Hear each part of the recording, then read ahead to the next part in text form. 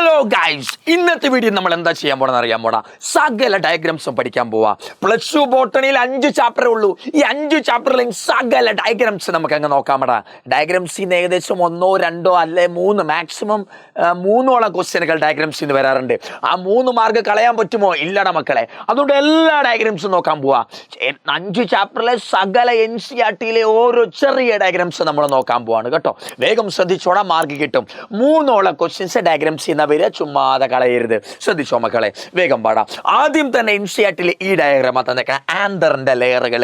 ആന്തറിന്റെ layer ഏതൊക്കെയാ സാറേ? ഏറ്റവും പുറത്തുള്ളത് എപ്പിഡർമിസ്, അകത്തുള്ളത് എൻഡോടീഷ്യം, നടുക്കുള്ളത് മിഡിൽ ലെയർ, ഏറ്റവും മുകളിൽ ടപ്പീറ്റം. എപ്പി എന്തോ മിഡിലിൽ തപ്പി, എപ്പി എന്തോ മിഡിലിൽ തപ്പി. 4 ലെയറുകൾ ഓർക്കണം കേട്ടോ. ഏറ്റവും പുറത്ത് എപ്പിഡർമിസ്, ഇത് എൻഡോടീഷ്യം, ഈ 2 ലെയറിനെ മിഡിൽ ലെയർ എന്നാ വിളിക്കുക. ഇതാണ് ടപ്പീറ്റം, ഇതാണ് മൈക്രോസ്പൊറാഞ്ചിയം. മൈക്രോസ്പൊറാഞ്ചിയം. ആന്തറിന്റെ 4 ലെയർ എന്ന് ചോദിച്ചാലോ, മൈക്രോസ്പൊറാഞ്ചിയത്തിന് 4 ലെയർ എന്ന് ചോദിച്ചാലോ ഇത് എഴുതിയേക്കണം. ആന്തറിന്റെ 4 ലെയർ എന്ന് ക്വസ്റ്റ്യൻ വന്നാലും ഇത് തന്നെ ഉത്തരം. മൈക്രോസ്പൊറാഞ്ചിയത്തിന് 4 ലെയർ എന്ന് ചോദിച്ചാലും ഇത് തന്നെയാണ് ഉത്തരം. വേറെ എഴുതി വെക്കാൻ നിൽക്കണ്ട.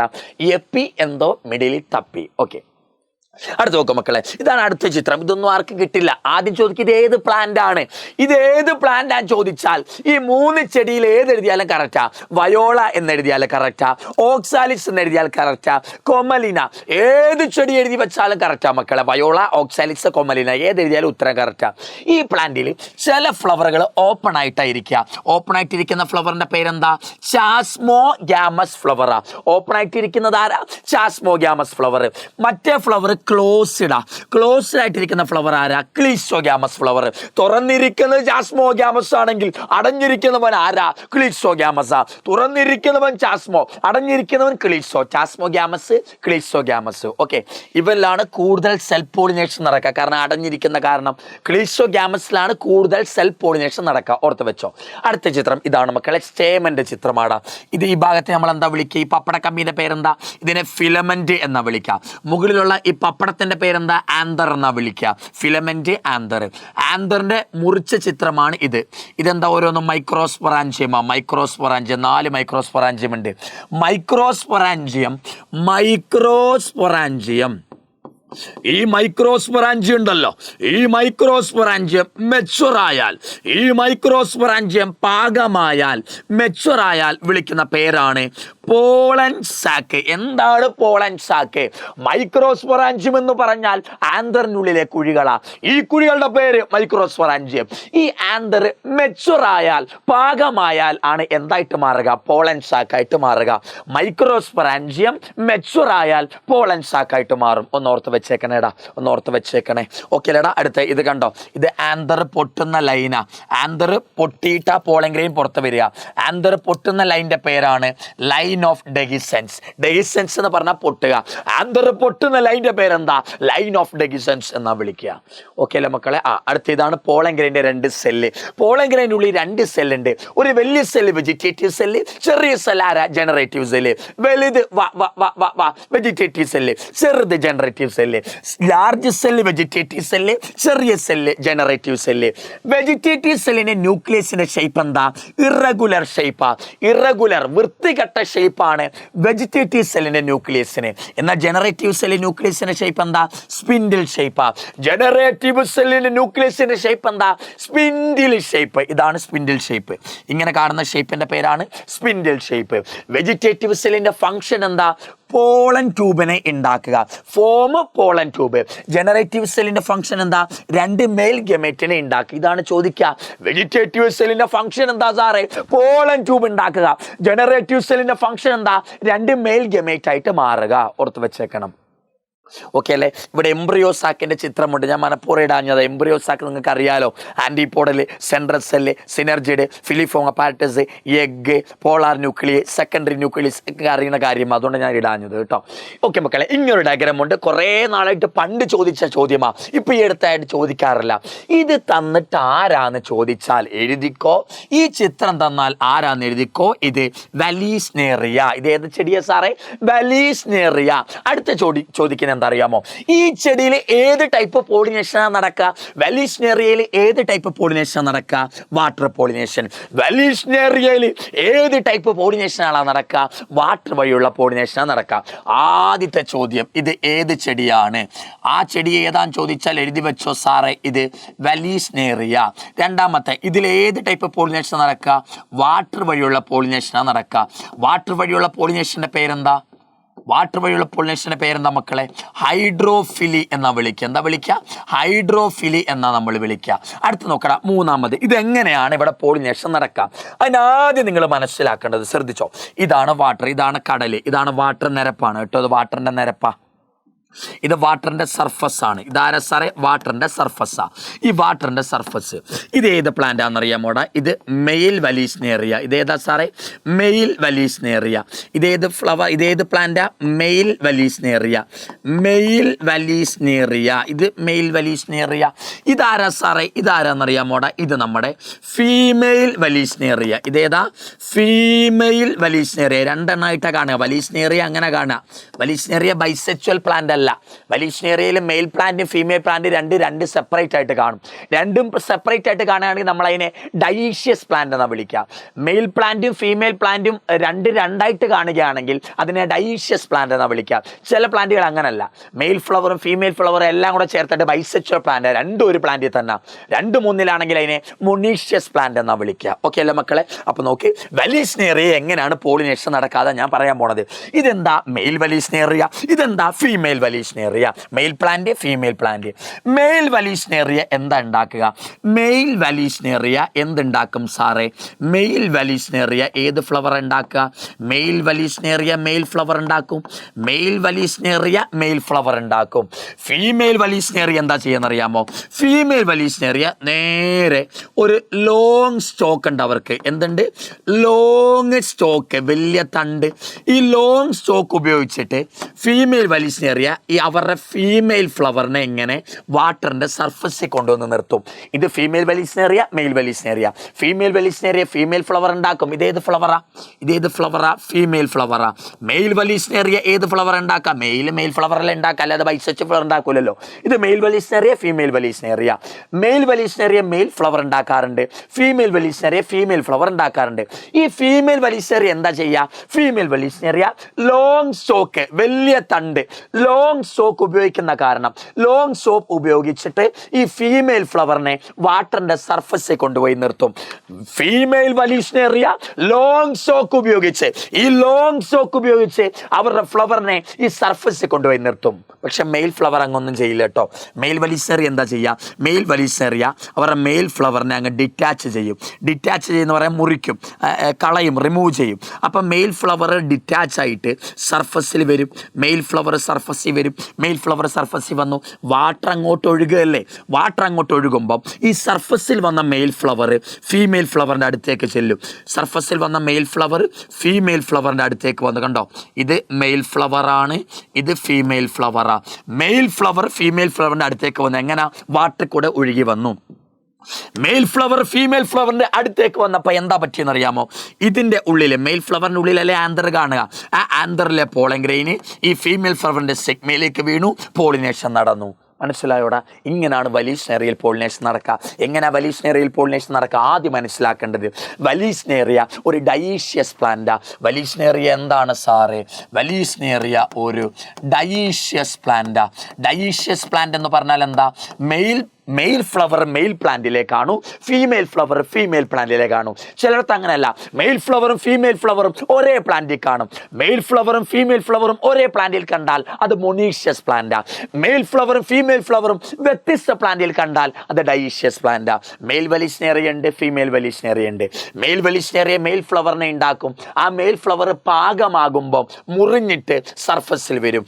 മെയിൽ വെലീഷ്നേറിയ മെയിൽ ഫ്ലവർ ഉണ്ടാക്കും. അത് പാകമായാൽ മുറിഞ്ഞിട്ട് സർഫസിൽ സർഫസിൽ വരും.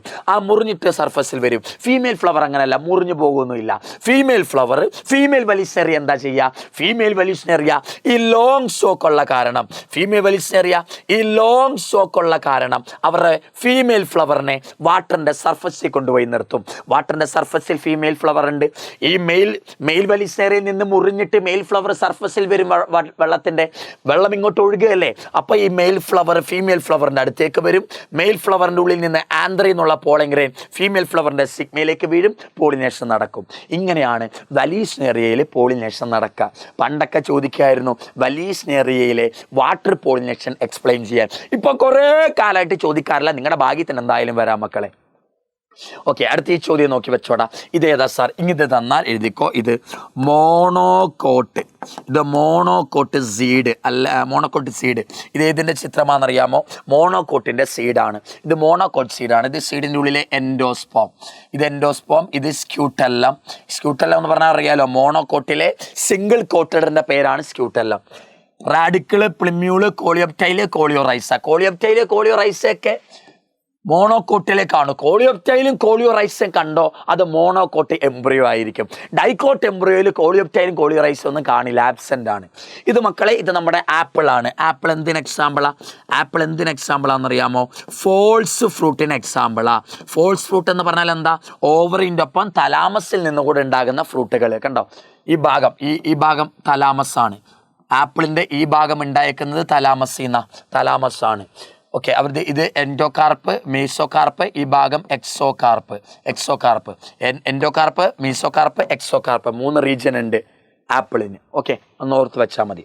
ഇത്രയാണ് കാര്യമായിട്ടുള്ള ഈ ചാപ്റ്ററിൽ എനിക്ക് കിട്ടാത്ത ടോപ്പിക്കുകൾ, ചിത്രങ്ങൾ ഏതിലെ സെക്സ്വൽ റീപ്രൊഡക്ഷനിലെ. ഇനി ബയോടെക്നോളജിയിലേക്ക് പോടാം. ബയോടെക്നോളജിയിലേക്ക് പോകുമ്പോൾ ഇങ്ങനെയാണ് കാണുക.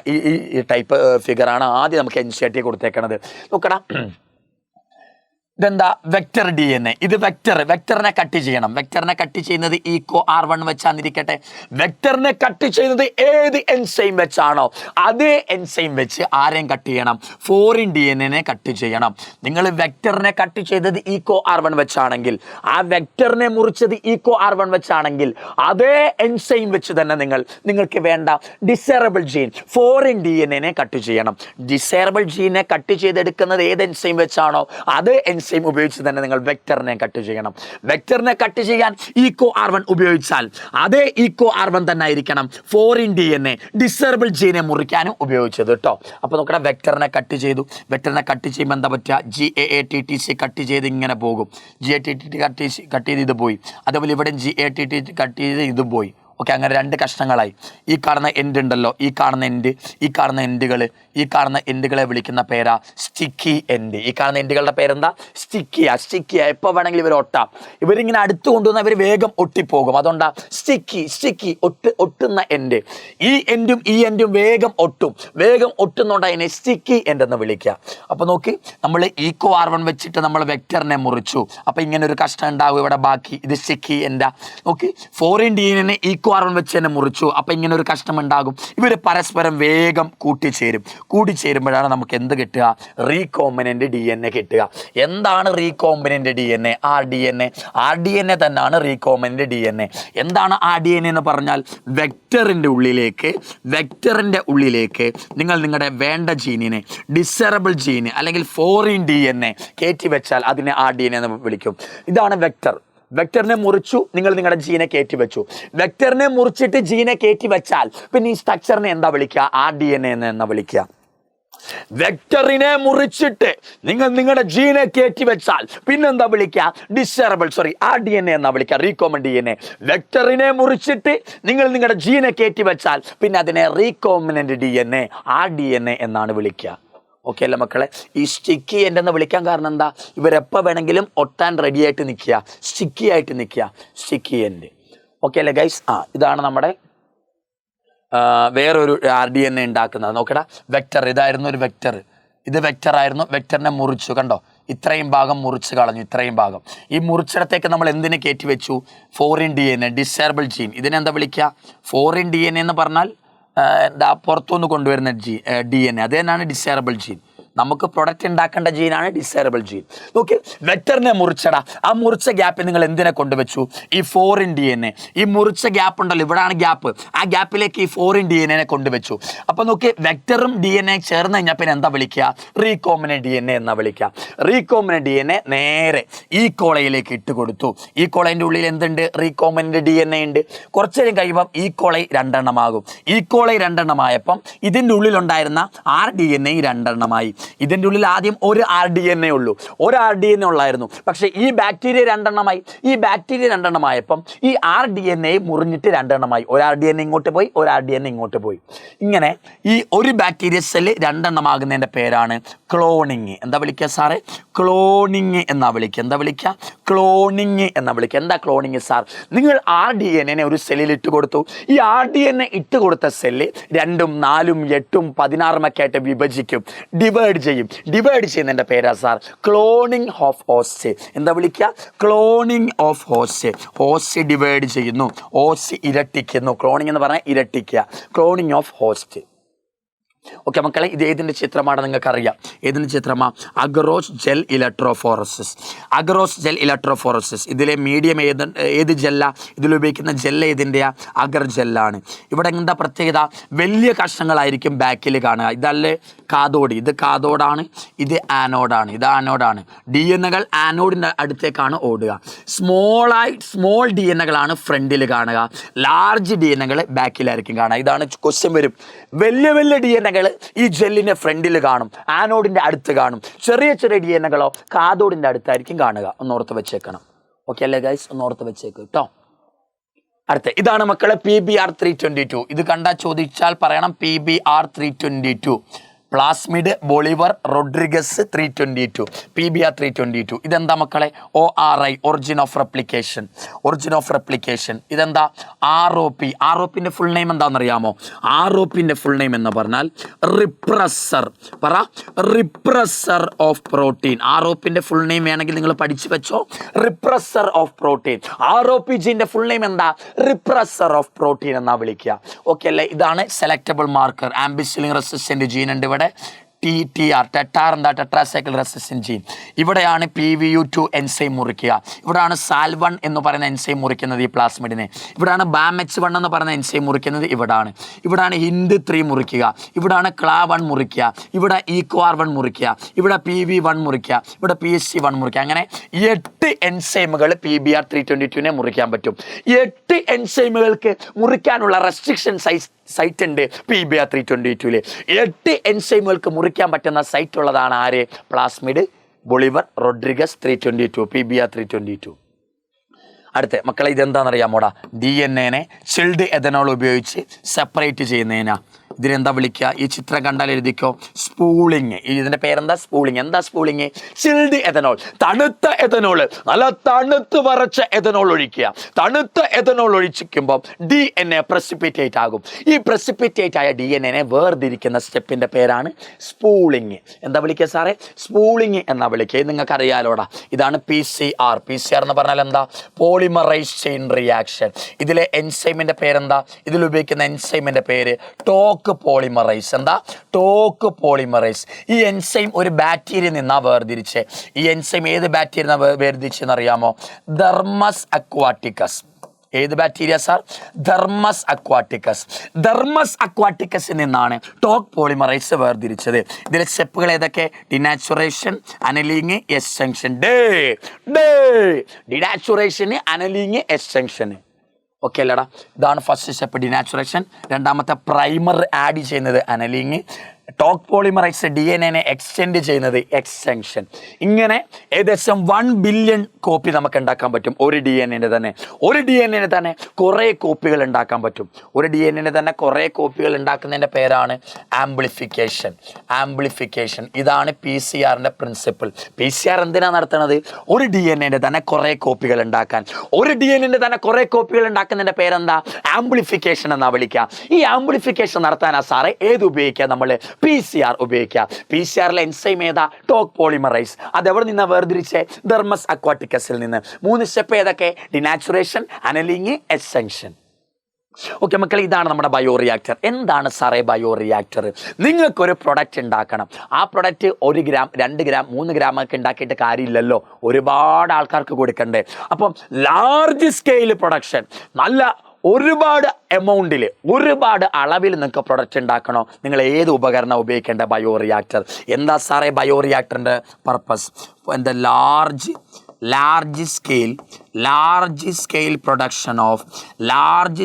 production of desirable product.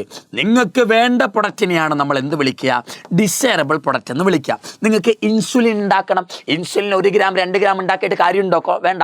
ഒരുപാട് പേഷ്യൻറ്റിന് കൊടുക്കണമല്ലോ, ഒരുപാട് ആൾക്കാർക്ക് കൊടുക്കണം. അപ്പം എന്താ, വലിയ ക്വാണ്ടിറ്റിയിൽ ഇൻസുലിൻ ഉണ്ടാക്കണം. ലാർജ് സ്കെയിലിൽ ഒരു പ്രൊഡക്റ്റ് ഉണ്ടാക്കണമെങ്കിൽ നിങ്ങൾ ആരെ ഉപയോഗിക്കണം? ബയോറിയാക്ടറിനെ ഉപയോഗിക്കണം. Bioreactor used for large scale production of desirable product. Desirable എന്ന് പറഞ്ഞാൽ നിങ്ങൾക്ക് വേണ്ട പ്രൊഡക്റ്റ് ലാർജ് സ്കെയിലിൽ ഉണ്ടാക്കാൻ ഉപയോഗിക്കുന്ന ഉപകരണമാണ് ബയോറിയാക്ടർ. ഇതൊക്കെ ഇതാണ് മോട്ടർ. ഈ ഭാഗം മോട്ടർ. ഇത് acid base pH control system. ഇതാണ് pH കൺട്രോൾ ചെയ്യുന്ന സിസ്റ്റം. ഇത് സ്റ്റീം കൊടുക്കും, പുക കൊടുക്കും, സ്റ്റെറിലൈസേഷന്. ഇത് സ്റ്റെറൈൽ എയർ വരുന്ന ഭാഗമാണ്. ഇതാണ് കൾച്ചർ ബ്രോത്ത് എന്ന് പറഞ്ഞാൽ പത. ഇതാണ് പതേനെ മുറിക്കുന്ന ഫോം ബ്രേക്കർ. ഇത് ഫോം ബ്രേക്കറാണ്. ഇതാണ് ഫ്ലാറ്റ് ബ്ലേഡഡ് ഇമ്പല്ലർ. അല്ലാതെ ഇത് ഫ്ലാറ്റ് ബ്ലേഡഡ് ഇമ്പല്ലർ, ഇത് ഫോം ബ്രേക്കർ എന്ന് എഴുതല്ലേ. ഇത് ഫോം ബ്രേക്കർ, ഇത് ഫ്ലാറ്റ് ബ്ലേഡഡ് ഇമ്പല്ലർ. പലരും കാണാൻ പഠിച്ച പോകുമ്പോൾ മാറിപ്പോകും. ഇത് ഫ്ലാറ്റ് ബ്ലേഡറുമാകും, ഇത് ഫോം ബ്രേക്കറുമാകും. അങ്ങനല്ല, ഇത് ഫോം ബ്രേക്കർ, ഇത് ഫ്ലാറ്റ് ബ്ലേഡഡ്. മനസ്സിലായോ മക്കളെ? ഇത്രയാണടാ നമ്മുടെ എവിടെ ഉള്ളത് ബയോടെക്നോളജിയിലെ ബയോടെക്നോളജി ഫസ്റ്റിലെ മെയിൻ പിക്ചറുകൾ. ഇതാണ് ബയോടെക്നോളജി. സെക്കൻഡിലാകെ ഒരു പിക്ചറേ ഉള്ളൂ, ഇത് മാത്രമേ ഉള്ളൂ. ഇൻസുലിൻ്റെ ആടാ. ഇൻസുലിനാ. ഇതെന്താ? Pro insulin. മെച്യൂർ ആകാത്ത ഇൻസുലിനാണ് പ്രോ ഇൻസുലിൻ. കുറച്ച് നേരം കഴിയുമ്പോൾ എന്തായിക്കോളും സാറേ? മെച്യൂർ ഇൻസുലിനായി മാറിക്കോളും. പ്രോ ഇൻസുലിൻ എന്ന് പറഞ്ഞാൽ മെച്യൂർ ആകാത്ത ഇൻസുലിൻ. ഈ മെച്യൂർ ആകാത്ത ഇൻസുലിൻ കുറച്ച് കഴിയുമ്പോൾ മെച്യൂർ ആയിക്കോളും.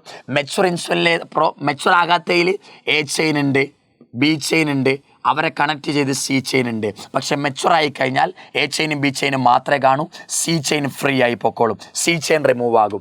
പ്രീമെച്വർ പ്രോ ഇൻസുലിനിൽ A chain B chain C chain ഉണ്ട്. എന്നാൽ മെച്വർ ഇൻസുലിനിൽ A ചെയിനും B ചെയിനും മാത്രമേ ഉള്ളൂ, C ചെയിൻ കാണാറില്ല. ഓക്കെ, ഓർഗാനിസം പോപ്പുലേഷനിലാകെ ഈ ചിത്രം മാത്രമേ ഉള്ളൂടാ. പിന്നെ എന്താ പോപ്പുലേഷൻ ഡെൻസിറ്റിൻ്റെ ഒരു ഡയഗ്രാം ഉണ്ട്, നിങ്ങൾക്ക് അറിയാലോ. മോർട്ടാലിറ്റി, നാറ്റാലിറ്റി, ഇമിഗ്രേഷൻ്റെ. പിന്നെന്താ ചോദിച്ചാൽ കമൻസാലിസം കുറേ പെഡേഷൻ്റെ ഉണ്ട്, പാരസൈറ്റിസം അങ്ങനെ കുറേ പോപ്പുലേഷൻ ഇൻട്രാക്ഷൻ്റെ ഉണ്ട്. അത് നിങ്ങൾക്ക് അറിയുന്ന ഭാഗമാണല്ലോ. ഓക്കെ മക്കളെ, ഇത് നോക്കണം. ഇതാണ് ആകെ ഉള്ളത്. ഇത് ഈ ചിത്രം തന്നാൽ ഓർത്തോ. ഇത് കണ്ടോ, ഇത് ഫിഗിൻ്റെ ഉള്ളിൽ വാസ്പ് മുട്ടയിടുന്നതാ. Fig and വാസ്പ്. ഇത് കണ്ടാൽ എഴുതിക്കോ. ആരൊക്കെയാ സാറേ ഇത്? Fig and വാസ്പ്. ഫിഗ് പ്ലാന്റിൻ്റെ ഫ്രൂട്ടിൻ്റെ ഉള്ളിൽ വാസ്പ് മുട്ടയിട്ടേക്കുന്നതാ. ഫിഗ് പ്ലാന്റിൻ്റെ ഫ്രൂട്ടിൻ്റെ ഉള്ളിൽ വാസ്പ് മുട്ടയിട്ടേക്കുക. ഇതെന്തിന് എക്സാമ്പിളാ? ഇത് ഏത് റിലേഷൻ എക്സാമ്പിളാണെന്നറിയാമോ? മ്യൂച്വലിസം. ഇതെന്തിന് എക്സാമ്പിളാ? ഏത് ഇൻ്ററാക്ഷനാ? ഫിഗും വാസ്പും തമ്മിൽ ഏത് ഇൻ്ററാക്ഷനാ? മ്യൂച്വലിസം. ഫിഗും വാസ്പും തമ്മിൽ ഏത് ഇൻ്ററാക്ഷനാ? മ്യൂച്വലിസമാണ് കേട്ടോ മക്കളെ, ഓർത്ത് വെച്ചേക്കണം. ചുണ്ടിൽ കയറി കടിച്ചു മക്കളെ. ഓക്കേടാ. ഇതാണ് അടുത്തത്. നിങ്ങൾക്ക് ഓൾറെഡി അറിയാവുന്നതാണ്. ഇത് എക്സ്പാൻഡിങ് പോപ്പുലേഷൻ, ഇത് സ്റ്റേബിൾ പോപ്പുലേഷൻ, ഇത് ഡിക്ലൈനിങ് പോപ്പുലേഷൻ. എക്സ്പാൻഡിങ് പോപ്പുലേഷൻ എപ്പോഴാണ് വരിക? പ്രീ റീപ്രൊഡക്റ്റീവിലുള്ള ആൾക്കാരുടെ എണ്ണം കൂടുതലായിരിക്കും. ഒരു പോപ്പുലേഷനിൽ പ്രീ റീപ്രൊഡക്റ്റീവിലുള്ള ആൾക്കാരുടെ എണ്ണം കൂടുതലാണെങ്കിൽ അത് എക്സ്പാൻഡിങ് പോപ്പുലേഷനാ. ഒരു പോപ്പുലേഷനിൽ പ്രീ റീപ്രൊഡക്റ്റീവിലുള്ളവരുടെ എണ്ണവും റീപ്രൊഡക്റ്റീവിലുള്ളവരുടെ എണ്ണവും ഈക്വലാ. പ്രീ റീപ്രൊഡക്റ്റീവിലെ ആൾക്കാരുടെ എണ്ണം ഈക്വൽ ആണെങ്കിൽ അത് സ്റ്റേബിൾ പോപ്പുലേഷനാ. എന്താ ഡിക്ലൈനിങ് പോപ്പുലേഷൻ? അവിടെ റീപ്രൊഡക്റ്റീവിലുള്ള ആൾക്കാരുടെ എണ്ണം ബാക്കിയുള്ളവരെക്കാൾ കൂടുതലായിരിക്കും, എങ്കിൽ ഡിക്ലൈനിങ് പോപ്പുലേഷൻ. പ്രീ റീപ്രൊഡക്റ്റീവിലുള്ള ആൾക്കാരുടെ എണ്ണം റീപ്രൊഡക്റ്റീവിനേക്കാൾ പോസ്റ്റ് റീപ്രൊഡക്റ്റീവിനേക്കാൾ കൂടുതലാണെങ്കിൽ അത് എക്സ്പാൻഡിങ് പോപ്പുലേഷൻ. പ്രീ റീപ്രൊഡക്റ്റീവിലുള്ള ആൾക്കാരുടെ എണ്ണവും റീപ്രൊഡക്റ്റീവ് ഏജ് ഗ്രൂപ്പിലുള്ള ആൾക്കാരുടെ എണ്ണവും ഈക്വൽ ആണെങ്കിൽ അത് സ്റ്റേബിൾ പോപ്പുലേഷൻ. എന്നാൽ റീപ്രൊഡക്റ്റീവ് ഏജ് ഗ്രൂപ്പിലുള്ള ആൾക്കാരുടെ എണ്ണം പ്രീനേക്കാളും പോസ്റ്റിനേക്കാളും കൂടുതലാണെങ്കിൽ അത് ഡിക്ലൈനിങ് പോപ്പുലേഷൻ. ഒന്ന് ഓർത്ത് വെച്ചേക്കാം. ഇനി എക്കോസിസ്റ്റമാണ്. എക്കോസിസ്റ്റം കഴിഞ്ഞ മോഡൽ എക്സാമിനുള്ള ക്വസ്റ്റ്യൻ ഇവിടുന്ന് വന്നത്, കാണാതെ പഠിക്കണം ഓരോന്നിൻ്റെ ട്രോഫിക് ലെവൽ. ആദ്യം T1, പിന്നെ T2, പിന്നെ T3, പിന്നെ T4. T1 ആരാ വരിക? പ്രൈമറി പ്രൊഡ്യൂസറാണ്. T2 primary consumer, T3 secondary consumer, T4 tertiary consumer. Producer ആരായിരിക്കും? പ്ലാന്റുകളായിരിക്കും. പ്രൈമറി കൺസ്യൂമറുകൾ ഹെർബിവോറുകളായിരിക്കും. സെക്കൻഡറി കൺസ്യൂമറുകൾ കാർണിവോറുകളായിരിക്കും. ടേഴ്സറി കൺസ്യൂമറോ ടോപ്പ് കാർണിവോറുകളായിരിക്കും. Top carnivore. ഈ T1 ലെവലിൽ വരുന്നതൊക്കെ പ്ലാന്റുകളാണ്. ഫൈറ്റോ പ്ലാന്റൻ പ്ലാന്റ് ആണ്. ഗ്രാസ്, ട്രീ, ഈ പ്ലാന്റുകളൊക്കെ ആയിരിക്കും T1 വരിക. അടുത്ത സൂ പ്ലാന്റിന്, ഗ്രാസ് ഓപ്പർ, കവ്, ഇവരൊക്കെ ഹെർബിവോറാ. ഹെർബിവോർ ആയതുകൊണ്ട് തന്നെ ഇവരെവിടെ വരിക? T2 വരിക. ബേർഡ്, ഫിഷ്, വോഫ്, ബേർഡും ഫിഷും വോഫും ഒക്കെ കാർണിവോറാ. അതുകൊണ്ട് അവർ T3 വരിക.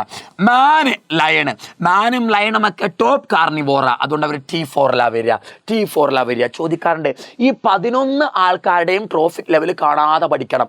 ഈ 11 ആൾക്കാരുടെയും ട്രോഫിക് ലെവൽ കാണാതെ പഠിക്കണം. കുറേ ഓർഗാനിസത്തെ തരും, എന്നിട്ട് അവരുടെ ട്രോഫിക് ലെവൽ എഴുതാൻ ചോദിക്കും. അപ്പം അന്തം വിട്ടിരിക്കല്ലേ, ഈ 11 പേരുടെയും കാണാതെ പഠിച്ചാലേ എഴുതാൻ പറ്റുള്ളൂ. ഓക്കെ അല്ലേ? ഒരു വട്ടം നീറ്റിന് തന്നെ ചോദിച്ചിട്ടുള്ള മാൻ്റെ ട്രോഫിക് ലെവൽ എത്രയാണ്? അപ്പം നിങ്ങൾ ഊഹിച്ചെഴുതല്ലേ, മാൻ T2, T3, T4 വരുന്ന ആളാണ് മാന്. ഓക്കെ, പക്ഷേ NCERT പ്രകാരം മാൻ ഏത് ട്രോഫിക് ലെവലാ? T4 ട്രോഫിക് ലെവലാ. ഓക്കെ, അടുത്താണ് പിരമിഡ്. ഇതാണ് മക്കളെ പിരമിഡ്. പിരമിഡ് ഇമ്പോർട്ടൻ്റാ. ഞാൻ ഇവിടെ പ്രതീക്ഷിക്കുന്നത് ഒന്നെങ്കിൽ പ്രൊഡക്ടിവിറ്റി എന്നായിരിക്കും ക്വസ്റ്റ്യൻ, അല്ലെങ്കിൽ പിരമിഡ് അവിടെ നിന്നായിരിക്കും ക്വസ്റ്റ്യൻ. പിരമിഡ് കഴിഞ്ഞ കൊല്ലം വന്നു, പിരമിഡ് അല്ല സോറി, എനർജി ഫ്ലോ. പ്രൊഡക്ടിവിറ്റി അല്ലെങ്കിൽ എനർജി ഫ്ലോ, ഇത് രണ്ടിൽ നിന്നുമായിരിക്കും ഇവിടെ ക്വസ്റ്റ്യൻ വരിക. മോഡൽ എക്സാമിന് പക്ഷേ എനർജി ഫ്ലോ ഇതാണ് ക്വസ്റ്റ്യൻ വന്നത്. അതുകൊണ്ട് നിങ്ങൾക്ക് പിരമിഡ് വേണമെങ്കിൽ നോക്കാം. ഇതേത് പിരമിഡാ സാറേ? ഒരു പിരമിഡിൻ്റെ അടുത്ത് ഡ്രൈ വെയിറ്റ് എന്നോ കിലോഗ്രാം പെർ മീറ്റർ സ്ക്വയർ എന്നോ ഉണ്ടെങ്കിൽ അത് ഏതാ? സംശയിക്കണ്ട, എൻ്റെ മക്കൾ സംശയിക്കല്ലേ. ഒരു പിരമിഡിൻ്റെ അടുത്ത് ഡ്രൈ വെയിറ്റ് എന്നോ കിലോഗ്രാം പെർ മീറ്റർ സ്ക്വയർ എന്നൊക്കെ കണ്ടാൽ അതേത് പിരമിഡാ സാറേ? അയ്യോ കാലിടിച്ച്. Pyramid of biomass. ഇതെന്താ? Pyramid of biomass. ഇതും പിരമിഡ് ഓഫ് ബയോമാസാ, ഇതും പിരമിഡ് ഓഫ് ബയോമാസാ. ഇതേത് ഷേപ്പാണെന്നറിയാമോ? ഇൻവെർട്ടർ. സോറി, ഇത് പിരമിഡ് ഓഫ് ബയോമാസ. രണ്ട് പിരമിഡ് ഓഫ് ബയോമാസ. കാരണം എന്താ? ഇവിടൊക്കെ കിലോഗ്രാം പെർ മീറ്റർ സ്ക്വയർ എന്നുണ്ട്. ഒരു പിരമിഡിന്റെ അടുത്ത് കിലോഗ്രാം പെർ മീറ്റർ സ്ക്വയർ എന്നുണ്ടെങ്കിൽ അത് പിരമിഡ് ഓഫ് ബയോമാസ ആയിരിക്കും. ഇതും പിരമിഡ് ഓഫ് ബയോമാസ, ഇതും പിരമിഡ് ഓഫ് ബയോമാസ. പക്ഷെ എന്താ വ്യത്യാസം? ഇത് പിരമിഡ് ഓഫ് ബയോമാസിലെ അപ്രൈറ്റ് ഷേപ്പിലുള്ള പിരമിഡാ. ഇത് പിരമിഡ് ഓഫ് ബയോമാസിലെ ഇൻവേർട്ടഡ് ഷേപ്പിലുള്ള പിരമിഡാ. ഇത് അപ്രൈറ്റ് ആണ്, ഇത് ഇൻവേർട്ടഡാ. രണ്ട് പിരമിഡ് ഓഫ് ബയോമാസ. ഇത് പക്ഷെ അപ്രൈറ്റാ, ഇത് ഇൻവേർട്ടഡാ. ഈ ഇൻവേർട്ടഡ് എവിടെ കിട്ടുകയെന്നറിയാമോ? ഈ പിരമിഡ് ഓഫ് ബയോമാസിന്റെ ഇൻവേർട്ടഡ് എവിടെ കിട്ടുകയെന്നറിയാമോടാ?